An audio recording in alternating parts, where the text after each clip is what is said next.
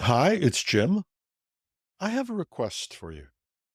A lot of you have commented over the year that you liked the program and appreciated that I was keeping it alive. Uh, we're still looking for sponsors, but I'm confident we're going to get there. But if you really do appreciate the program, here's something you could do for me. I've written business books before, but my first fiction novel is a big deal. It's called Elisa, A Tale of Quantum Kisses. It's a story about AI with what I've been told a great story, a romance, and a sci-fi adventure rooted in today's technology. But breaking in with a new novel isn't easy, no matter how good it is. You need initial sales and especially reviews. So if you want to say thank you for almost a year of hosting the program, you could go to Amazon and search for Elisa, Elisa, and Jim Love, and pick up a copy and please, please, please leave a review. That would be the best Christmas present you could give me. And if you ping me and say you did it, I'll donate anything I make from your sale to a food bank for Christmas. How's that? Remember, it's Elisa, Elisa, and Jim Love, and that will get you a copy of Elisa, A Tale of Quantum Kisses. And now, back to our regularly scheduled programming.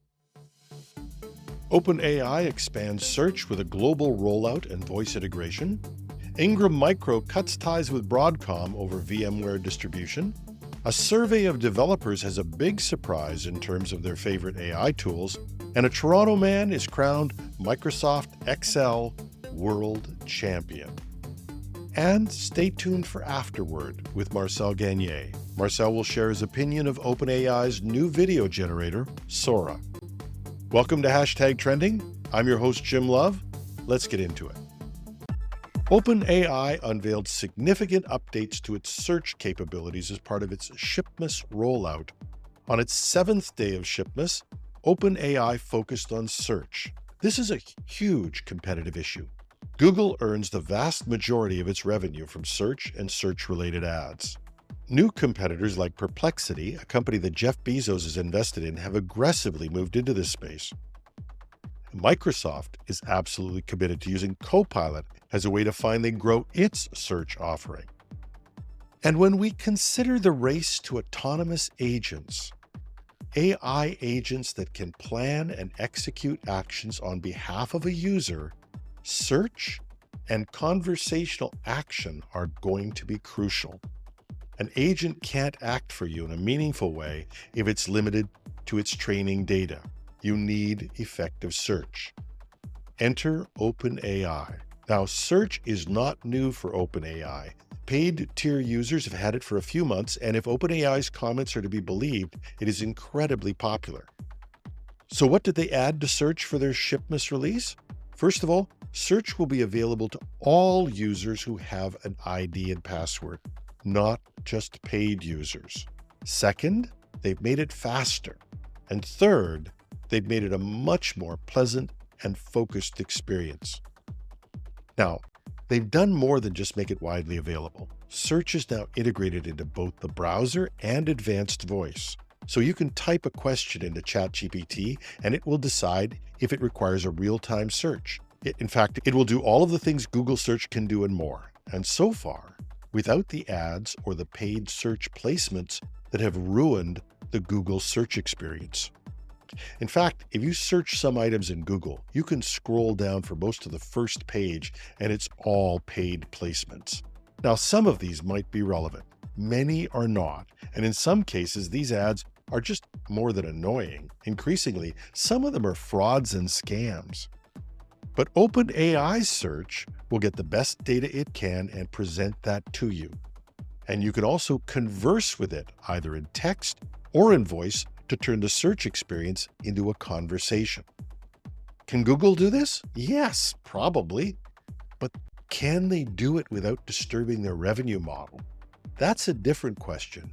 And OpenAI's model seems to be to gain market share in search, to register as many users as possible, and then figure out how to monetize this. We can't imagine a world without Google unless you remember the times when Yahoo was the key search engine, and along came Google with a better idea. Whether that's going to happen to Google or not with AI, nobody knows. In the short run, it's going to hurt. Ingram Micro, one of the world's largest tech distributors, has announced it will stop distributing Broadcom's VMware products in most regions starting January 2025. The decision comes after the two companies failed to agree on terms balancing customer outcomes with shareholder returns. Now, unless you're entrenched in the industry, this might not seem like a big deal. Some of you might not even know who Ingram Micro is, and that's okay.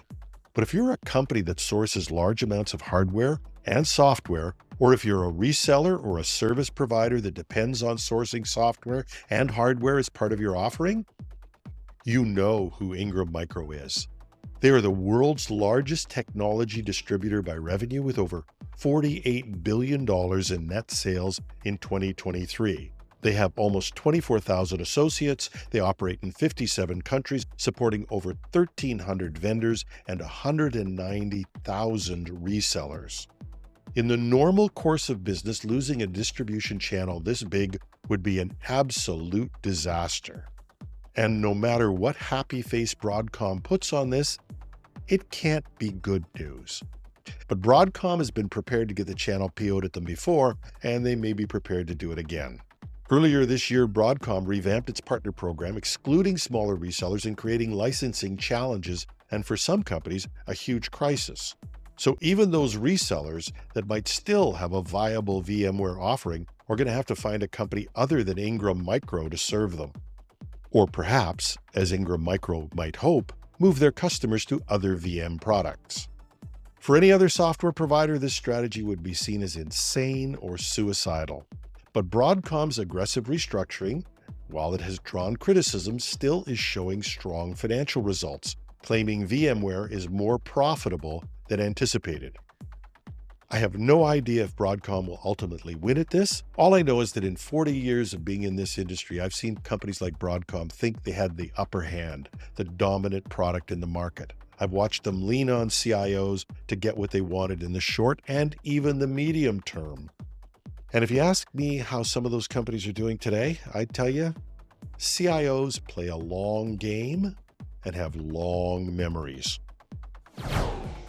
JetBrains, a software development company that makes tools for developers and project managers, released their State of Developer Ecosystem report, and when I read the findings, you could have knocked me over with a feather. Based on a survey of over 23,000 developers' responses, among 32 AI tools surveyed, OpenAI's ChatGPT topped the charts with a 66.4% adoption rate after a trial, followed by GitHub Copilot at 64.5%. Anthropic's Claude had a lower adoption rate of 52.4%, but a minuscule market share overall. Claude was only used by 2.7% of respondents. This is absolutely counter to every opinion you will hear talking to industry experts or even developers. Most industry experts, myself included, would tell you that Claude is one of the best coding tools. But you can't argue with data. And nothing about this survey seems skewed. If it was, I would have thought JetBrains' own tool might have fared better. On other topics, according to this study, developers are beginning to show interest in virtual reality workspaces. About 8% have tried coding with VR headsets, and nearly half expressed interest in experimenting. Benefits included better visualization and multi-screen environments, though discomfort from prolonged use remains a concern. And the survey also highlighted steady growth in tools like Python and PostgreSQL. At least in the case of Python, this conclusion does match the general industry wisdom, if we could still call it that. Michael Jarman, a Toronto resident, has claimed the title of Microsoft Excel World Champion after an intense competition in Las Vegas. Participants were tasked with solving complex problems using Excel's advanced features in front of a live audience and online viewers, that I might point out keeps growing year by year. Jarman, who leads model development at an infrastructure-focused firm, took home a $5,000 check and a wrestling-style championship belt. But the victory posed some logistical challenges. The oversized belt might not fit in his suitcase for his trip back to Toronto or his planned victory lap in the UK. An Excel enthusiast, Jarman described the win as a satisfying victory against the best in this niche global community. His story highlights how mastery of everyday tools can lead to extraordinary achievements and perhaps even make budget meetings a little more persuasive. And for those who might dismiss Excel, it's not a sport, so is the title worth it? Well, Jarman points out that his sport has 1 billion people worldwide who are participants, Excel users. And he asked, how many sports have that many people playing them? And this is a guy who you might not want to argue about numbers with. That's our show for today. You can find links in our show notes at technewsday.com or .ca. Take your pick. You can reach me with comments, questions, or tips at editorial@technewsday.ca. I'm your host, Jim Love. Have a wonderful Wednesday. And if you have time, stay tuned for Afterword.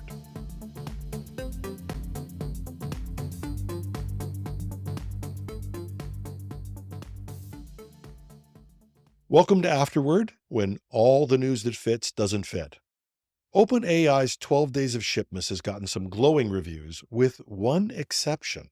A lot of industry watchers have expressed some real disappointment after seeing the incredible visuals generated by Sora last February. They claim this version of Sora is, well, anyway, let's let Marcel Gagné, one of our AI experts, give you his impressions. And for those who catch us on YouTube, we'll show you Marcel's video evidence as well. Or if you're just a listener to the audio program, you can check out the links in our show notes. Here's Marcel. Hey there, it's me. You know that feeling when you're really excited about something new, when you're ready to fall in love with it, and then, well, it just doesn't live up to the hype? Well, that's exactly how I feel about OpenAI's Sora. After 8 months of waiting and breathless anticipation, this new AI video generator has finally arrived. And yes, there are some genuinely impressive features. The timeline functionality is particularly clever, lets you extend scenes backwards and forwards in time and remix your content, essentially turning it into a video editor. And it renders quicker than a lot of other tools I've used. Pretty cool stuff. But here's where things get not so cool. On the $20 per month ChatGPT Plus plan, you get a whopping 50 watermarked videos at 480p. That's per month. Want to create in 1080p? Well, that'll be $200 US per month for their pro subscription. Sure, that $200 comes with unlimited ChatGPT o1 access, but still, how can I say this? Ouch. The real head scratchers come when you actually start using it. Try to include real people in your videos? Sorry, not allowed. Want to know why your perfectly innocent prompt was rejected? Good luck getting a clear answer about content policies. The AI doesn't even know why. But the most baffling part, the AI seems to struggle with basic physics and object permanence. I prompted for an astronaut walking with a dinosaur companion, and somehow the dinosaur's head ended up sprouting from the astronaut's arm. In another attempt, I asked for a dog playing guitar on a stage. And the guitar decided to teleport into the audience. In fact, the dog never got the guitar at all. I tried the same thing in Hailuo, namely Minimax, and worked perfectly. In Sora, objects randomly appear and vanish. Villages melt away, and there's this persistent problem with visual distortions. Compare this to tools like the ones I mentioned, and the lack of consistency becomes glaringly obvious. Look, as a bonus feature bundled with ChatGPT Plus, even 50 generations per month, it's fun to play with. But as a standalone video generation tool, just not there yet. And believe me, I really, really wanted to love this one. Been waiting for it a long time. And maybe in time it'll improve, and I honestly believe that it will. But right now, Sora feels more like a fascinating tech demo than a reliable creative tool. Until next time,